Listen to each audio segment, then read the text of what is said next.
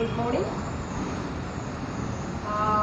എട്ടാം ക്ലാസ്സിലെ ബയോളജി ക്ലാസ്സിൽ നമ്മൾ രണ്ടാമത്തെ ക്ലാസ്സാണ്. അതിൽ കഴിഞ്ഞ ദിവസം കുഞ്ഞറയ്ക്കുള്ളിലെ ജീവരഹസ്യം കണ്ടെത്താനുള്ള ഒരു മാർഗം നമ്മൾ കഴിഞ്ഞ ദിവസം മനസ്സിലാക്കി. ഇപ്പോൾ ഇതിൽ പ്രധാനമായിട്ടും ഒരു ഉപകരണത്തെക്കുറിച്ചാണ് നമ്മൾ കണ്ടത് അല്ലേ. അപ്പോൾ ആ ഒരു ഉപകരണത്തിൻ്റെ ഒരു പ്രാധാന്യം ഈ ഒരു കാലഘട്ടത്തിൽ എത്രത്തോളം ഉണ്ട് എന്ന് നമ്മളെല്ലാവരും മനസ്സിലാക്കിയിട്ടുണ്ട്. അപ്പം അതുകൊണ്ട് തന്നെ ഈ ഒരു കണ്ടുപിടുത്തം നമുക്ക് വളരെ ഉപയോഗമുണ്ട് എന്ന് നമ്മൾ മനസ്സിലാക്കി. അപ്പോൾ ശരിക്കും കഴിഞ്ഞ ദിവസങ്ങളിൽ നമ്മുടെ ആ ഒരു മൈക്രോസ്കോപ്പിൻ്റെ ഒരു ഭാഗങ്ങളും അതിൻ്റെ പ്രകാശ ക്രമീകരണവും ഒക്കെ എങ്ങനെ നിയന്ത്രിക്കുന്നു എന്ന് നമ്മൾ മനസ്സിലായി അല്ലേ. പിന്നെ അതിനുശേഷം ഒരു സ്ലൈഡ് നമ്മൾ തയ്യാറാക്കി. ഇങ്ങനെ ഒരു സ്ലൈഡ് തയ്യാറാക്കി മൈക്രോസ്കോപ്പിലൂടെ നമുക്ക് നിരീക്ഷിക്കാം എന്നൊക്കെയുള്ള കാര്യങ്ങളാണ് കഴിഞ്ഞ ദിവസം നമ്മൾ പഠിച്ചത് ആണല്ലോ. അപ്പോൾ ഇതുപോലെ നിങ്ങൾക്ക് വേണമെങ്കിൽ അത് വീട്ടിൽ നിന്ന് ഒരു സ്ലൈഡൊക്കെ ഉണ്ടാക്കാം. മൈക്രോസ്കോപ്പ് ക്ലാസ്സിൽ വരുമ്പോൾ ചെയ്യും. മൈക്രോസ്കോപ്പിലൂടെ നമുക്ക് സ്ലൈഡ് വിശദമായിട്ട് ഈ കോശങ്ങളെ നമുക്ക് കാണാൻ പറ്റും, നന്നായി കാണും. അപ്പോൾ ശരിക്കും പറഞ്ഞാൽ ഈ മൈക്രോസ്കോപ്പിൻ്റെ സഹായത്തോടു കൂടി തന്നെയാണ് ഈ സൂക്ഷ്മജീവികളെയും ഏകകോശ ജീവികളെയും പിന്നെ അതുപോലെ സസ്യ ശരീരം, ജന്തു ശരീരം ഒക്കെ അതിനകത്തുള്ള ഓരോ കോശങ്ങളും അവയുടെ പ്രവർത്തനങ്ങളെയൊക്കെ നമുക്ക് മനസ്സിലാക്കാൻ സാധിക്കും അല്ലേ. അപ്പോൾ ഇനി നമുക്ക് ഒരു ഈ കോശം എന്ന് പറയുന്ന ആ കോശത്തിനെ കണ്ടെത്താൻ, അതായത് മൈക്രോസ്കോപ്പ് പഴയ കാലത്ത് മൈക്രോസ്കോപ്പ് ഇല്ലായിരുന്നു. ഇപ്പോൾ ചെറിയ സംവിധാനങ്ങളിലൂടെയൊക്കെയാണ് കോശം കണ്ടെത്തിയത്. ശരിക്കും പറഞ്ഞാൽ ഒരുപാട് ശാസ്ത്രജ്ഞന്മാരുടെ കഠിനമായ ഒരു പരിശ്രമം നമുക്ക് ഒരു കോശങ്ങളെ കണ്ടുപിടിക്കുവാനുള്ള ഒരു കരുത്തിരിവുണ്ടാക്കിയെന്നാണ് നമുക്ക് മനസ്സിലാക്കാൻ കഴിയുന്നത്. അപ്പോൾ അതിലേക്ക് പോവുകയാണ്.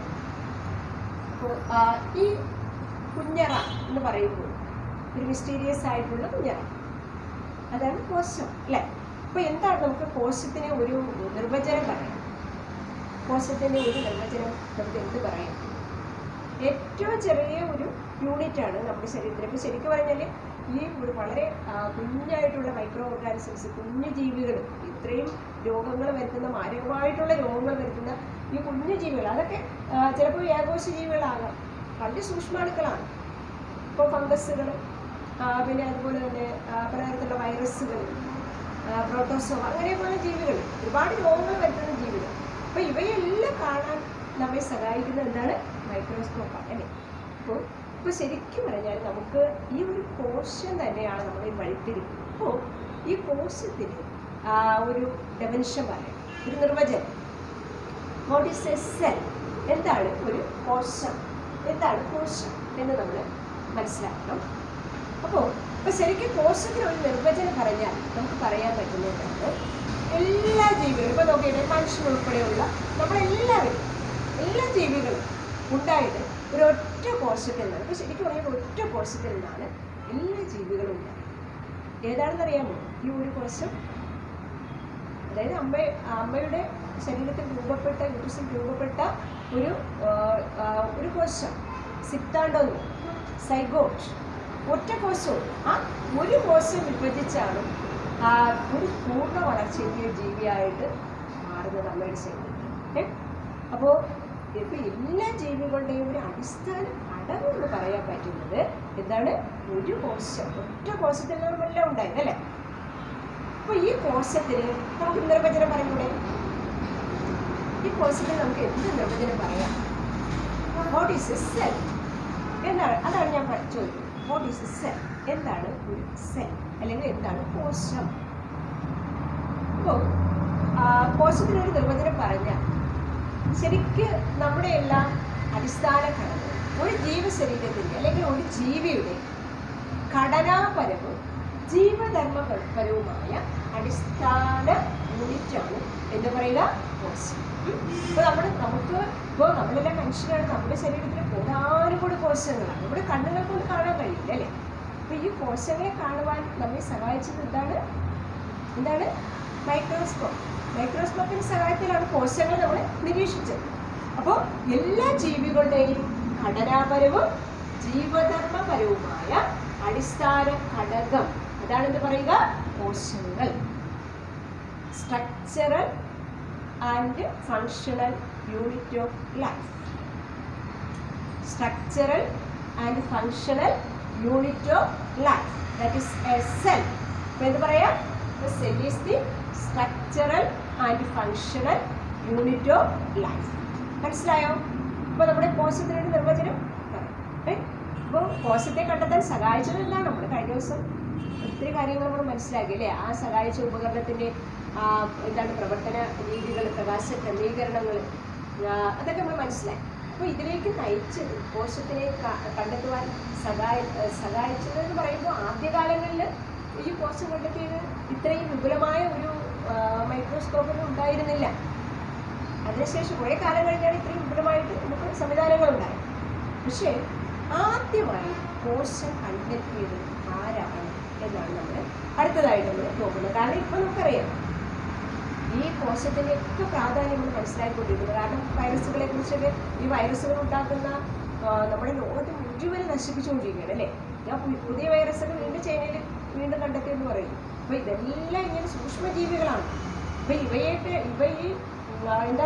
നിരീക്ഷിക്കുക, ഇവയെ കൺട്രോൾ ചെയ്യുക, ഇതൊക്കെ നമ്മൾ ഉടനടി ചെയ്യേണ്ട കാര്യങ്ങളാണ്. അപ്പോൾ അതുകൊണ്ട് തന്നെ കോശങ്ങളെ കുറിച്ചുള്ള ഒരു പഠനം, അതിനെക്കുറിച്ചുള്ള ഒരു പഠനം വളരെ പ്രാധാന്യം അറിയിക്കുന്ന ഒരു ശാസ്ത്രശാഖയാണെന്ന് പറയും. അപ്പോൾ എന്താണ് കോശം? അതിൻ്റെ ഒരു നിർവചനം അപ്പോൾ ഞാനിപ്പോൾ പറയുമ്പോൾ നിങ്ങൾക്ക് ഇതൊന്ന് എഴുതിയെടുക്കാം. ഇതിൻ്റെ കൂട്ട് ഞാൻ റിപ്പീറ്റ് ചെയ്ത് പറയുകയാണ്. അപ്പോൾ ഈ ഒരു ഇപ്പം നിങ്ങൾക്ക് എഴുതിക്കൂടെ? ഇപ്പോൾ എന്താണ് കോശം? എന്താണ്? ജീവികളുടെ ഘടനാപരവും ജീവധർമ്മപരവുമായ അടിസ്ഥാന ഘടകം. ഇപ്പോൾ ഇംഗ്ലീഷിലാണെങ്കിലോ structural and functional unit of life, അതാണ് കോശം. ഇനി അടുത്ത നമ്മൾ പോകുന്നത് ഈ കോശത്തെ കണ്ടെത്തുവാൻ ഒത്തിരി ഈ കോശങ്ങളുടെ കണ്ടെത്തുന്ന പാതയിൽ കോശത്തിനെ കണ്ടെത്തിയതും പിന്നെ അതോടനുബന്ധിച്ചുള്ള കാര്യങ്ങൾ മനസ്സിലാക്കാൻ സഹായിക്കുകയും ചെയ്ത ഒത്തിരി ശാസ്ത്രജ്ഞന്മാരും മഹാന്മാരായ ശാസ്ത്രജ്ഞന്മാർ. അവരുടെ ഇപ്പോൾ നമുക്കറിയാം, ഇപ്പോൾ ഈ നമ്മുടെ കൊറോണ വൈറസിനെതിരായിട്ടൊരു വാക്സിൻ കണ്ടുപിടിക്കാൻ വേണ്ടി എല്ലാവരും ശ്രമിക്കുകയാണ് അല്ലേ? എല്ലാ രാജ്യക്കാരും, നമ്മുടെ ഇന്ത്യ ഒട്ടും പുറകോട്ടല്ല, എല്ലാ രാജ്യക്കാരും ശ്രമിക്കുന്നുണ്ട്. അപ്പോൾ അത് ശരിക്കൊരു മെഡിസിൻ, ഈ വൈറസുകളെ ഒതുക്കാനുള്ള മെഡിസിൻ കണ്ടുപിടിക്കുക. അപ്പോൾ ശരിക്ക് കോശങ്ങളെ കുറിച്ചുള്ള പഠനം, അതുപോലെ ഏകോശജീവികളുമായിട്ടുള്ള രോഗാണുക്കളെ തടയുക എന്നുള്ളത് നമ്മുടെ ഒരു അടിയന്തര ആവശ്യമാണ്. അപ്പോൾ ഈ ഒരു ശാസ്ത്രശാഖയ്ക്ക് വളരെ പ്രാധാന്യം ആണല്ലോ. അപ്പോൾ കോശത്തിൻ്റെ ഡെഫിനിഷൻ നമ്മൾ മനസ്സിലാക്കി. Structural and functional unit of life, that is A cell. മനസ്സിലായോ? ഇനി കോശത്തെ എങ്ങനെയാണ് കണ്ടെത്തിയത്, അതൊരു എങ്ങനെ കണ്ടെത്തി എന്നുള്ള ഒരു രീതി നമ്മൾ മനസ്സിലാക്കാൻ ശ്രമിക്കുകയാണ്. കോശത്തെ കണ്ടെത്തിയത് ആരാണെന്നറിയാമോ? അദ്ദേഹത്തിൻ്റെയും പേര് ഒരു റോബർട്ട് കോക്ക്. ശരിക്കും പറഞ്ഞാൽ ഇദ്ദേഹം എനിക്ക് കോശത്തെ കണ്ടെത്തണമെന്നുള്ള രീതിയിലൊന്നുമല്ല, അദ്ദേഹം വളരെ ആക്സിഡൻ്റലി അദ്ദേഹം കണ്ടുപിടിച്ചതാണ് കോശത്തെ. അദ്ദേഹം കോർക്ക് സെല്ലുകളെ നിരീക്ഷിച്ചു. ശരിക്കും ഒരു മൈക്രോസ്കോപ്പ് ഒന്നും അല്ല അദ്ദേഹത്തിൻ്റെ കയ്യിൽ, വളരെ 1665 കാലഘട്ടമാണ്. അപ്പോൾ ശരിക്കും ഒരു ഹാൻഡ് ലെൻസാണ് സ്വന്തമായിട്ട് ഉണ്ടാക്കിയെടുത്തത്. അപ്പോൾ നിങ്ങൾക്കറിയാമല്ലോ ഹാൻഡ് ലെൻസ് ഇപ്പോൾ കൊച്ചു കുട്ടികൾ ഒരു കൈകാര്യം ചെയ്യും. അത് വെച്ച് നമുക്ക് ഓരോന്നിനെ നമുക്ക് ഒബ്സർവ് ചെയ്യാൻ പറ്റും. അതിൻ്റെ വസ്തുക്കളെ വലുതാക്കി കാണിക്കുന്ന ഒരു ഉപകരണം മൈക്രോസ്കോപ്പ് അല്ല. നമുക്ക് ഡെയിലി നമ്മൾ ഉപയോഗിക്കുന്ന നമുക്ക് സാധാരണ രീതിയിൽ ഉപയോഗിക്കുന്ന ഒരു ഹാൻഡ് ലെൻസ് നമുക്ക് വാങ്ങാൻ കിട്ടും. അപ്പോൾ ഇത് വെച്ച് നമ്മൾ വസ്തുക്കളെ നോക്കി വലുതായിട്ട് തോന്നും. അപ്പോൾ ശരിക്കും ആക്സിഡൻ്റലിയായിട്ട് ആകസ്മികമായിട്ട് ഇദ്ദേഹം ചില കോശങ്ങളെ നിരീക്ഷിച്ചു, കോർക്ക കോശങ്ങളെ നിരീക്ഷിച്ചു. അപ്പോഴദ്ദേഹത്തിന് ശരിക്കും പറഞ്ഞാൽ തേനീച്ച കൂട് പോലെ, ഹണിബീയുടെ പോലെ അതിൻ്റെ ആ ഒരു ബോംബ് പോലെ കാണാൻ പറ്റിയെന്നുള്ളതാണ്. കോശങ്ങളെ കാണാൻ സാധിച്ചു. ചെറിയ ചെറിയ അറകൾ, ലിറ്റിൽ ചേമ്പേഴ്സ്. ഇതാണ് ലിറ്റിൽ ചേമ്പേഴ്സ്. അപ്പോൾ ഈ അറകളെ അദ്ദേഹം ഒരു പാർട്ടീഷ്യൻ സെൽ എന്ന് വിളിച്ചു, കോശങ്ങൾ എന്ന് വിളിച്ചു. അപ്പോൾ ഒരു ആകസ്മികമായ ഒരു ആക്സിഡൻ്റലായിട്ടുള്ള ഒരു കണ്ടുപിടുത്തം. ആദ്യമായിട്ട് കോശങ്ങളെ കണ്ടുപിടിച്ചത് ആരാണ്? Robert hook. റോബർട്ട് ഹുക്ക് എന്ന് പറയുന്ന ശാസ്ത്രം. അപ്പോൾ ഓരോരുത്തരുടെയും സംഭാവനകൾ നമ്മൾ മനസ്സിലാക്കണം. അപ്പോൾ കോശം കണ്ടെത്തിയത് ആരാണ്? Robert Hooke. ആരാണ്? Robert Hooke. എഴുതി വെക്കാം, നിങ്ങൾക്ക് പോയിന്റ് എഴുതി വെക്കാം. ആരാണ് കോശം കണ്ടുപിടിച്ചത്? Who discovered cell? ആരാണ്? Robert Hooke. ഓക്കെ.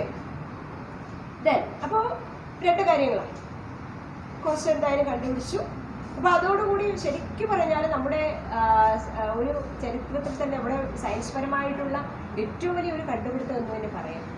അപ്പോൾ ഇവയെ കണ്ടുപിടിച്ചതുകൊണ്ടാണ് ഇത്രയും വിശാലമായി നമുക്ക് രോഗങ്ങളെ തന്നെ പ്രതിരോധിക്കാൻ കഴിയും, പല അസുഖങ്ങൾ. അപ്പോൾ ആകസ്മികമായി ഇദ്ദേഹം കോശങ്ങളെ കണ്ടുപിടിച്ചു. അദ്ദേഹം അതിനെ കോശം അല്ലെങ്കിൽ സെൽ എന്ന് വിളിച്ചു. ഇനി അത് കഴിഞ്ഞ് അപ്പോൾ കോശങ്ങളെ കുറിച്ചുള്ള ആ ഒരു പഠനം അന്നത്തെ ആ ഒരു സമൂഹത്തിൻ്റെ ആവശ്യമായിട്ട് മാറി. കാരണം ഒരുപാട് രോഗങ്ങൾ ഒക്കെ പല പല രോഗങ്ങളും ഇങ്ങനെ വന്നുകൊണ്ടിരിക്കുന്ന ഒരു കാലഘട്ടം. അന്ന് ഇടയ്ക്കൊക്കെ ഇങ്ങനെ വരും, പല രോഗങ്ങളും ഭൂമിയിൽ വന്നിട്ട് പോയിട്ടുണ്ട്. അപ്പോൾ അതിന് കാരണമായിട്ടുള്ള ഈ സൂക്ഷ്മജീവികളെ നിരീക്ഷിക്കുക എന്നുള്ളത് മനുഷ്യൻ്റെ ഒരു പ്രധാന ആവശ്യമായിട്ട് മാറി. അപ്പോൾ അതുകൊണ്ട് തന്നെ എന്താണ് ഒരു ശാസ്ത്രശാഖ, അതായത് കോശങ്ങളെ കുറിച്ച് പഠിക്കാൻ ഒരു ശാസ്ത്രശാഖ എന്ത് ചെയ്തു? വികസിച്ചു. അപ്പം അങ്ങനെ ആവിഷ്കരിക്കപ്പെട്ട ഒരു ശാസ്ത്രശാഖയാണ് കോശ വിജ്ഞാനീയം. ഇതാണ് കോശ വിജ്ഞാനീയം. അപ്പോൾ കോശങ്ങളെ കുറിച്ച് പഠിക്കുന്ന ശാസ്ത്രശാഖ അതിനെയാണെന്ന് പറയുക കോശ വിജ്ഞാനീയം. അപ്പോൾ ദാറ്റ് ഈസ് സെൽ ബയോളജി എന്ന് പറയുന്നു. Cell biology. അപ്പോൾ അങ്ങനെ ഒരു ശാസ്ത്രശാഖ ഡെവലപ്പ് ചെയ്ത് വന്നു.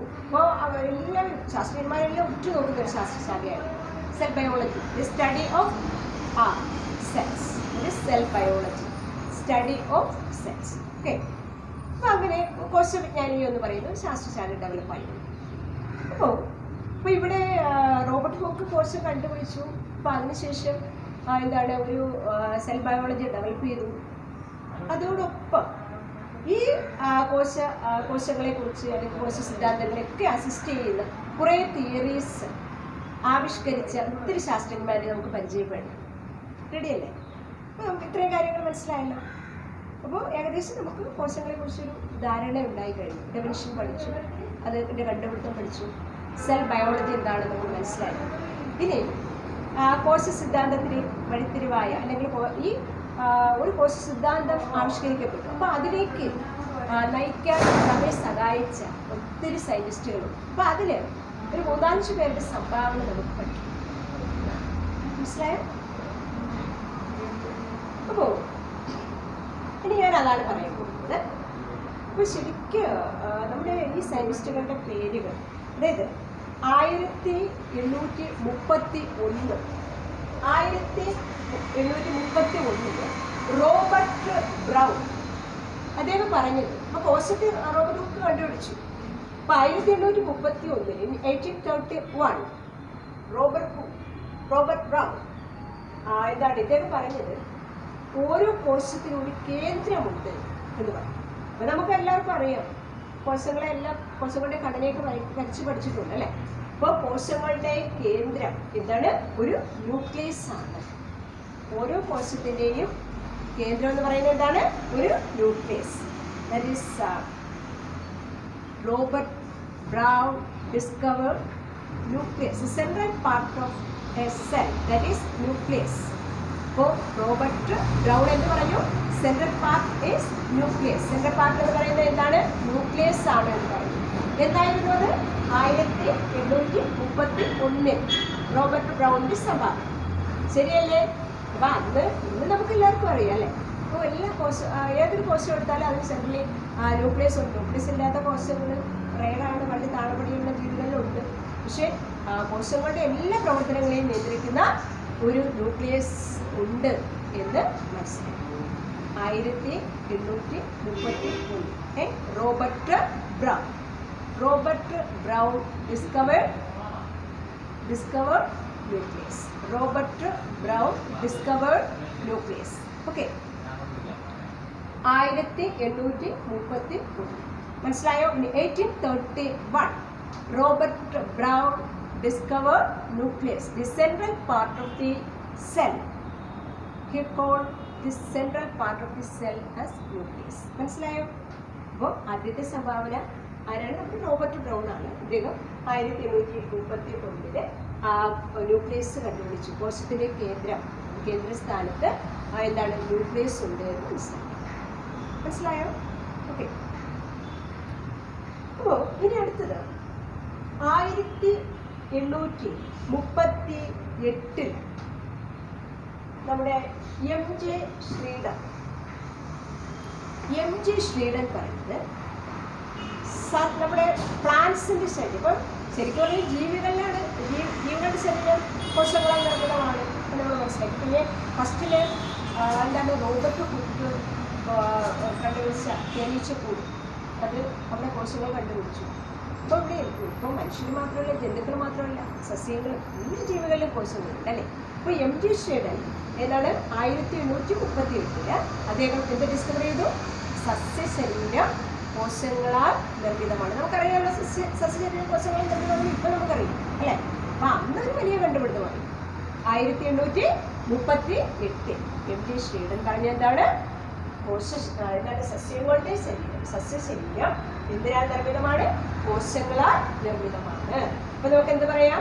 In 1838 M J ശ്രീഡൻ found that the plant body is made up of cells.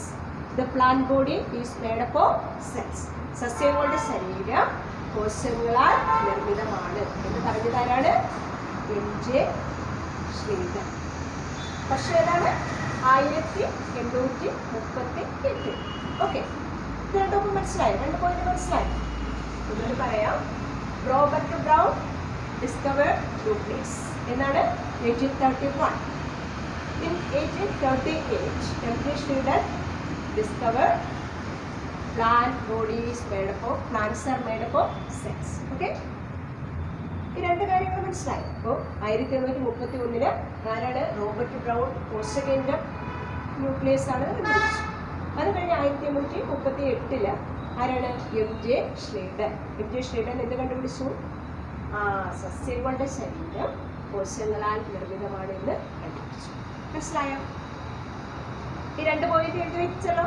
Okay, ഇനി അടുത്ത കണ്ടുപിടുത്തം ഞാൻ പറയുന്നു. 1839 1839 തിയോഡർ ഷാൻ പറഞ്ഞത് എന്താണ്?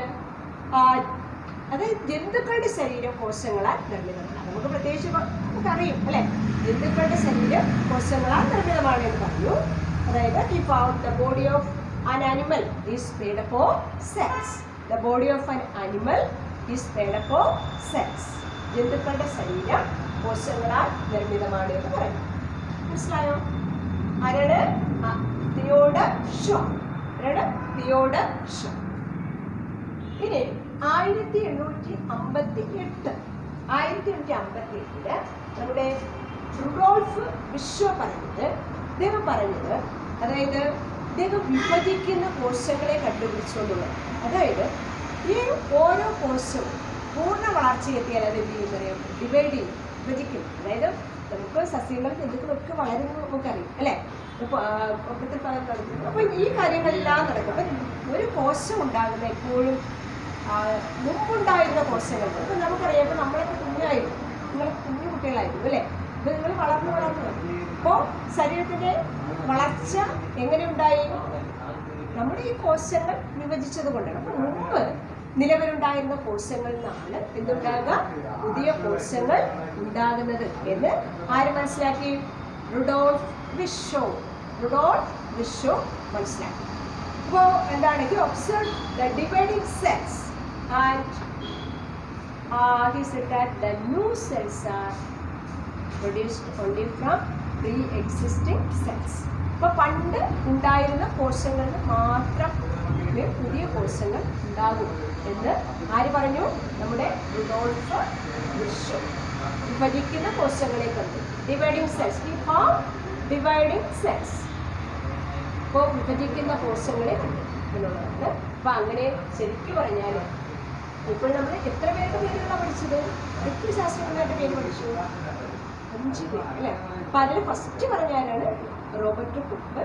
പിന്നെ അതിനുശേഷം നമ്മൾ പറഞ്ഞ സൈൻസ് Robert Brown, MJ Schleiden, Theodor ഷോ, റോഡ് ഷോ, ഇവരെല്ലാവരും കാലാകാലങ്ങളിലായിട്ട് ഓരോ സംഭാവനകൾ നൽകി.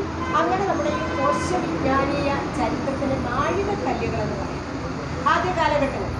അപ്പോൾ ശരിക്കും ആ കോശത്തെ സംബന്ധിച്ചുള്ള ഈ സിദ്ധാന്തങ്ങൾ വളരെ എന്താണ് നമുക്ക് വിശദമായിട്ട് നമുക്ക് നല്ല ഒരു സംഭാവന നൽകിയെന്ന് നമുക്ക് പറയാം.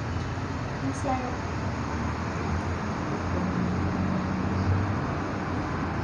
അപ്പോൾ ഈ ശാസ്ത്രജ്ഞന്മാരുടെ കണ്ടുപിടുത്തങ്ങൾ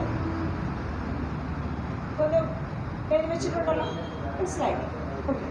അപ്പോൾ ഇത്രയും ശാസ്ത്രകാരന്മാരുടെ ഈ കണ്ടുപിടുത്തങ്ങളെല്ലാം കൂടി ചേർത്തിട്ടാണ് ഒരു സെൽ തിയറി, ഒരു കോശ സിദ്ധാന്തം ആവിഷ്കരിക്കപ്പെട്ടു. അതായത് ഇവിടെ നമ്മളിപ്പോൾ ഇത്രയും സയന്റിസ്റ്റുകൾ പറഞ്ഞ കാര്യങ്ങൾ ഇവിടെ പറയുന്നത് എല്ലാ ജീവശരീരവും എന്തുകൊണ്ട് നിർമ്മിതമാണ്? കോശങ്ങളാൽ നിർമ്മിതമാണ്. കോശങ്ങളെ വാക്ക് തന്നെ നമ്മൾ റിപ്പീറ്റ് ചെയ്ത് പറയുന്നു. All organisms are made up of cells. എല്ലാ ജീവികളുടെയും ശരീരം നിർമ്മിച്ചിരിക്കുന്നത് എന്തുകൊണ്ടാണ്? കോശങ്ങൾ കൊണ്ടാണ് എന്ന് പറയും. ഇനി അടുത്ത രണ്ടാമത്തെ പോയിന്റ് എന്ന് പറയുന്നത് ജീവികളുടെ ഘടനാപരവും ജീവധർമ്മപരവുമായ അടിസ്ഥാന ഘടകമാണ് കോശങ്ങൾ. നമ്മൾ ആദ്യം ഡെഫിനിഷനായിട്ട് പിന്നെ പറഞ്ഞു. Structural and functional unit of life is cells അല്ലേ. അപ്പോൾ ജീവികളുടെ ഘടനാപരവും ജീവധർമ്മപരവുമായ അടിസ്ഥാന ഘടകങ്ങളാണ് എന്തെന്ന് പറയുക? കോശം. അപ്പോൾ ഇതാണ് എന്തെന്ന് പറയുന്നത് സെൽ തിയറി, കോശ സിദ്ധാന്തം. അപ്പോൾ ഈ കണ്ടുപിടുത്തങ്ങളെല്ലാം കൂടി, ശാസ്ത്രജ്ഞന്മാരുടെ കണ്ടുപിടുത്തങ്ങളെല്ലാം കൂടി ഒരുമിച്ചിട്ട് എന്താവിഷ്കരിച്ചു? കോശ സിദ്ധാന്തം ആവിഷ്കരിച്ചു. അപ്പോൾ ഇതിനകത്ത് 2 പോയിന്റ്സ് ആണ് പറയുന്നത്. 2 പോയിന്റ്സ്. ഏതൊക്കെയാണ്? All organisms are made up of cells. എല്ലാ ജീവികളും നിർമ്മിക്കപ്പെട്ടിരിക്കുന്നത് എന്തുകൊണ്ടാണ്? കോശങ്ങൾ കൊണ്ട്. ഇനി അടുത്ത പോയിന്റായിട്ട് നമ്മൾ പറയുന്നത് structural and functional unit of life is cells. ജീവികളുടെ ഘടനാപരവും ജീവധർമ്മപരവുമായ അടിസ്ഥാന ഘടകമാണ് കോശങ്ങൾ. അപ്പോൾ ഈ കോശ സിദ്ധാന്തം ഒരാളിന് മാത്രം അതിൻ്റെ കോശ സിദ്ധാന്തം ഉണ്ടാക്കി ക്രെഡിറ്റ് ഒരു ശാസ്ത്രജ്ഞന് മാത്രം നമുക്ക് കൊടുക്കാൻ കഴിയില്ല അല്ലേ. ഒത്തിരി പേരുടെ പേരുകൾ നമ്മൾ പഠിച്ചു, അവരുടെ സംഭാവനകൾ പഠിച്ചു. അപ്പോൾ നമ്മുടെ റോബർട്ട് ഹുക്ക് തുടങ്ങി വെച്ചതാണ്. കോശത്തെ കണ്ടുപിടിച്ചതാരാണ്? Robert hook. അപ്പോൾ ഇദ്ദേഹം തുടങ്ങി വെച്ച ആ കോശത്തിൻ്റെ കണ്ടുപിടുത്തം മറ്റ് പല സയൻറ്റിസ്റ്റുകളുടെയും സംഭാവന എല്ലാം കൂടി ചേർത്തിട്ടാണ് അവസാനം എന്ത് ആവിഷ്കരിച്ചത്? ഒരു കോശ സിദ്ധാന്തം ആവിഷ്കരിച്ചത്. അപ്പോൾ അങ്ങനെ നമുക്ക് എല്ലാ ജീവികളുടെയും ശരീരം കോശങ്ങളാൽ നിർമ്മിതമാണ്.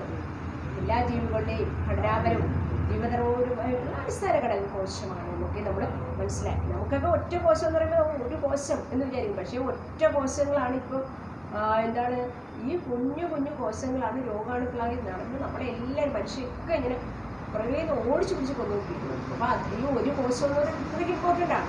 അപ്പോൾ അതുകൊണ്ട് തന്നെ ഈ ഒരു ശാസ്ത്രശാഖ സെൽ ബയോളജി എന്ന് പറയുന്ന ആ ഒരു ശാസ്ത്രശാഖ ഭയങ്കര ഇമ്പോർട്ടൻ്റ് ആണ്. ആ കോശങ്ങളെ കുറിച്ച് മനസ്സിലാക്കുകയും അതിനെക്കുറിച്ച് വിശദീകരിക്കാൻ സഹായിക്കുകയും ഒക്കെ ചെയ്യുന്ന നമ്മുടെ ഈ മൈക്രോസ്കോപ്പ് എന്താണ് വളരെ ഇന്നത്തെ കാലഘട്ടത്തിൽ വളരെ പ്രാധാന്യമുള്ളതാണ്. മനസ്സിലായോ? അപ്പോൾ വായിച്ച് പഠിക്കുക, നോട്ട്സ് ഇതിൻ്റെ പിന്നാലെ ഉണ്ടാകും കേട്ടോ. Thank you sir.